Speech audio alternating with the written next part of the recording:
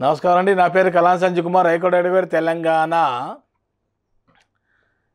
గత కొన్ని రోజుల నుంచి టీవీలో చూస్తున్నాం మనం. మల్లారెడ్డి ఇంజనీరింగ్ కాలేజీలో మేడ్చల్ కలెక్టర్ గారు ఆదేశం మేరకు అక్కడ కొన్ని ఇల్లీగల్ కన్స్ట్రక్షన్స్ జరిగాయని అక్కడ బిల్డింగులు కూల్చివేయడం స్టార్ట్ చేశారు.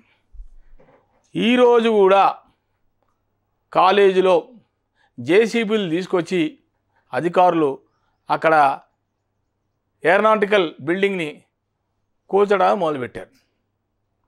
ఇంకా దాంతో అక్కడ హైపర్ టెన్షన్, అక్కడ జనం అంతా, విద్యార్థులంతా ఒక్కసారి దూసుకొని వచ్చేసారు. అక్కడ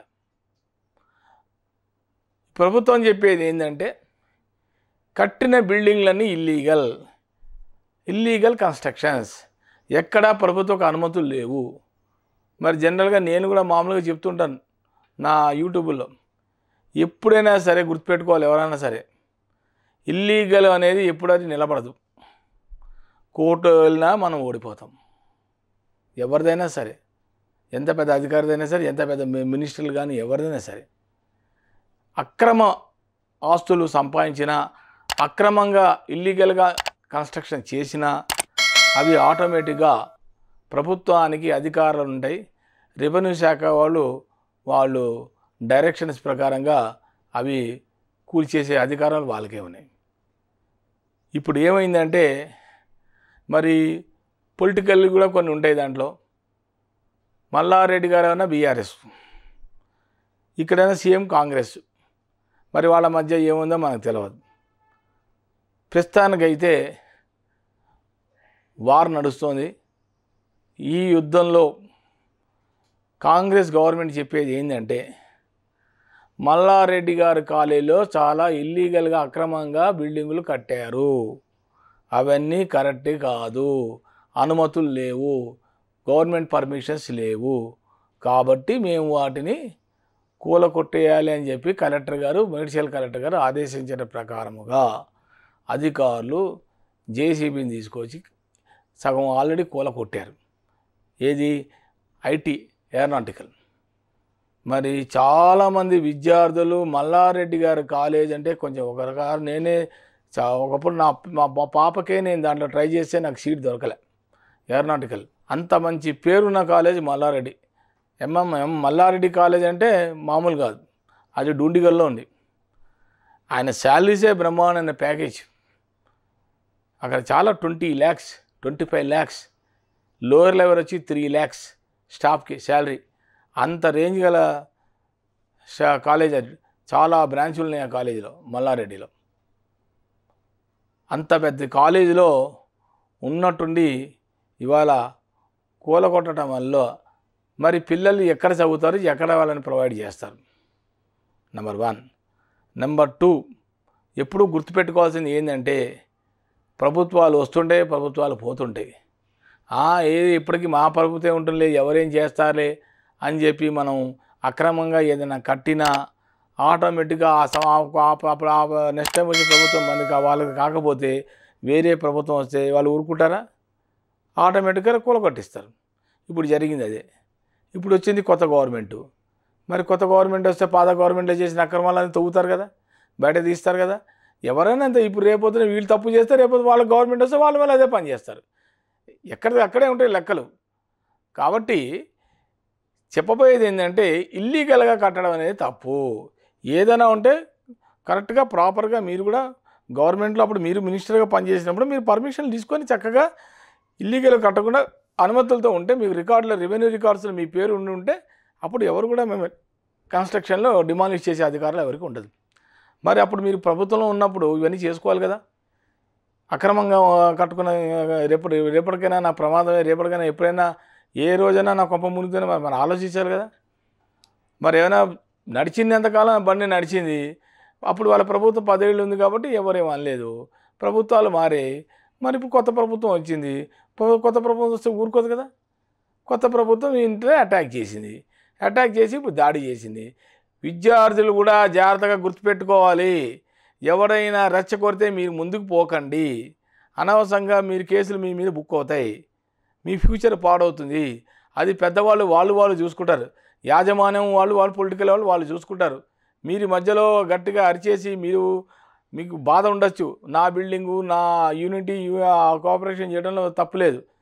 కానీ అనవసరంగా పోలీసులు వాళ్ళు నీనా భేదాలు ఉండవు పోలీసులకి. ఎవడైనా లా అండ్ ఆర్డర్ బ్రేక్ చేస్తే చెత్త కొట్టేస్తారు పోలీసు వాళ్ళు. కాబట్టి నేను చెప్పేది ఏంటంటే విద్యార్థులు సామరస్యంగా కొంచెం జాగ్రత్తగా, ఎవరైనా రెచ్చగొట్టినా మీరు రెచ్చిపోకండి.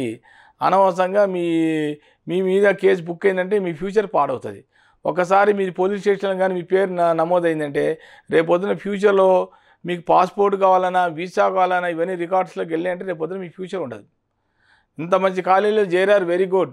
Aeronautical is a good subject. మరి అది పొలిటికల్, ఇది ఎంత కూలగొట్టాలంటే రాజకీయం సంబంధించింది. దీంట్లో స్టూడెంట్స్ ఇన్వాల్వ్మెంట్ ఉండకూడదు. స్టూడెంట్స్ మీరు ఫీజు కట్టారు, మీ బాధ్యత అయిపోయింది. కూలగొడితే వాళ్ళ బాధ్యత, యాజమాన్యం కట్టి పిల్లలకి ప్రొవైడ్ చేయాల్సిన బాధ్యత వాళ్ళది. ఇక్కడ కూలగొడితే ఇంకో బిల్డింగ్లో దాన్ని షిఫ్ట్ చేయాలి, ఏరోనాటికల్ అక్కడ చదివించాలి పిల్లల్ని. అది వాళ్ళు చూసుకోవాలి, యాజమాన్యం రెస్పాన్సిబిలిటీ. మధ్యలో పిల్లలు మీరు అనవసరంగా బుక్ అయిపోయి మీరు ఊరికే అర్చిపోయి అక్కడ గెరావ్ చేసి ఇబ్బంది పడితే రేపు పొద్దున మీ ఫ్యూచర్ కూడా ఆలోచించుకోండి. ఇది నా అడ్వైస్, ఇది నా సలహా. మీకు ఎలా నచ్చితే అలా చేయండి. కానీ అనవసరంగా ఒక్కసారి మీ మీద కూడా ఏమైనా పొరపాటున ఎఫ్ఐఆర్ కానీ ఏదైనా లాడ్ చేయండి అనుకో, రేపు పొద్దున అనవసరంగా మీ ఫ్యూచర్ దెబ్బతింటుంది. నేను చెప్పబోయేది ఏంటంటే విద్యార్థులు కూడా జాగ్రత్తగా ఉండండి. ఇది కేవలం గవర్నమెంటు మెడికల్ కాలేజ్ యాజమాన్యం వాళ్ళ మధ్య జరుగుతున్న పోరాటం. ఆ పోరాటంలో వాళ్ళు తేల్చుకొని కాలేజు ఇల్లీగల్గా ఉంటే దానికి ఏమైనా మీకు ప్రత్యేకమైన చూస్తారా, లేకపోతే కాంపెన్సేషన్ ఏమైనా ఇచ్చి ఏమైనా చేస్తారా, ఇది వాళ్ళు డిస్కస్ చేసుకోవాలి. యాజమాన్యం గవర్నమెంట్ వాళ్ళ మధ్య జరుగుతున్న పోరాటంలో వాళ్ళు చూసుకోవాలి. కాబట్టి దయచేసి మధ్యలో విద్యార్థులు అనవసరంగా ఇబ్బందులు పడకండి. మీ మీద రేపొద్దున ఒకవేళ అన్నీ మంచిగా జరిగితే వెరీ గుడ్, కానీ జరిగి ఏమైనా ఒక దెబ్బ తగిలి, లాఠీ దెబ్బ తగిలి ఏమైనా అయినా, లేకపోతే మీ మీద ఏమైనా ఎఫ్ఐఆర్ అయినా అది మళ్ళీ కోర్టు చుట్టూ తిరగడం, అవన్నీ కూడా కేసులు అయినా ఇంకో బుక్ అయినా ఇంకోటి రేపొద్దున మీ ఫ్యూచర్ కూడా ఆలోచించుకోండి జాగ్రత్త. ఇది ఓన్లీ నాకు కేవలం సలహానే. మీరు యాజమాన్యం గురించి సపోర్ట్ చేస్తున్నారు మంచిదే. కాకపోతే ఏంటంటే అది పోలీసు వాళ్ళు కూడా మీ జోలికి రాకుండా ఉంటే ఇంకా మంచిది. మరి రేపొద్దున వాళ్ళు ఏమన్నా మీ మీద కూడా బుక్ చేసి ఏమైనా చేస్తే మరి మీరు ఇబ్బంది పడతారు. రేపొద్దున మీకు ఎవరు కాపాడతారు మిమ్మల్ని? ఇవన్నీ చూసుకోండి, జాగ్రత్త చేసుకోండి. ఇది గత చాలా రోజుల నుంచి చూస్తున్నాను. ఎప్పటి నుంచో మల్లారెడ్డి కాలేజ్ అయితే one of the best college, engineering college నాకు తెలుసు. కాలేజ్ యొక్క ఇది బాగుంది, అంతా బాగుంది. కాకపోతే కన్స్ట్రక్షన్లోనే కొంచెం మరి అక్రమంగా జరిగాయని చెప్పి వీళ్ళు అంటాం ఆరోపణలు. మరి ఏమైనా ఉంటే వాళ్ళు కూడా కోర్టులో తేల్చుకోండి, ఇది కరెక్టా కాదా అనేది వాళ్ళు తేల్చుకోవాలి.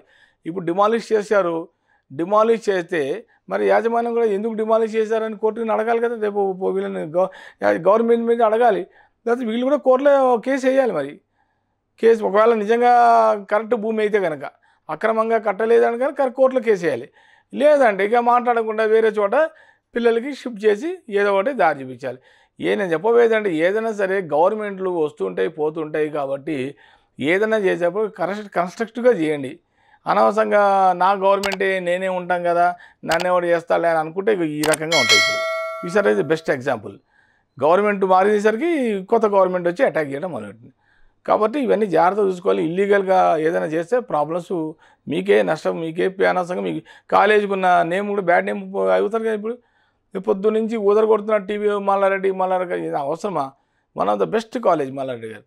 సో దయచేసి దీని మీద త్వరగా పరిష్కరించుకొని యాజమాన్యం ఏదో సొల్యూషన్ తీసుకొచ్చి అక్కడ అనవసరం ఉద్రిక్తత, అనవసరం టెన్షను, అక్కడ అంతా న్యూస్లో ఊరికే స్ప్రెడ్ అవ్వడం అనవసరం. అక్కడ క్లోజ్ చేసేసేయండి. క్లోజ్ చేసేసి దానికి ఏ రోజు రకంగా వేరే సరే వాళ్ళు ఒకవేళ ఇల్లీగల్గానే కట్టారు, ఇల్లీగల్గా చేసేయండి, వాళ్ళ పని వాళ్ళు చేసుకుని పోమనండి, ప్రాబ్లం లేదు. మనం వేరే చోట ఇంకో చోట ఉన్న లీగల్గా ఉన్న బిల్డింగ్లని అక్కడ షిఫ్ట్ చేసి అక్కడ ఏరోనాటిక్స్ చదివి పిల్లలు వాళ్ళ ఫ్యూచర్ పాడవకుండా చదువుకుంటారు, బ్రహ్మాండంగా ఉంటుంది. ఇది నేను చెప్పబోయేది. నా సలహా పిల్లలు కూడా జాగ్రత్తగా గొడవలు పడకుండా జాగ్రత్తగా ఉండాలని కోరుకుంటాను. నమస్కారం.